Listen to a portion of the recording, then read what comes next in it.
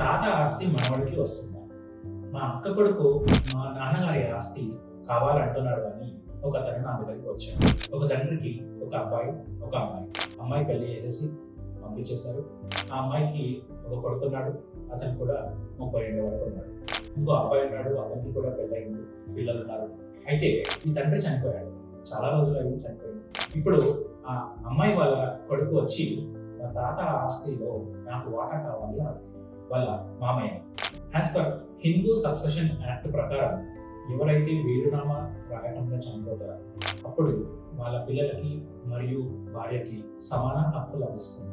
కానీ ఈ చనిపోయిన అతని కూతురు కొడుకుకి ఎలాంటి హక్కు లేదు.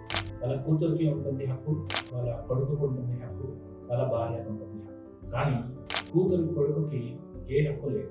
మీకు ఇలాంటి సందర్భాలు ఏమైనా ఏర్పడ్డాయా? దీనిపైన మీకు ఇంకేమైనా ప్రశ్నలు ఉంటే కామెంట్ చేయండి.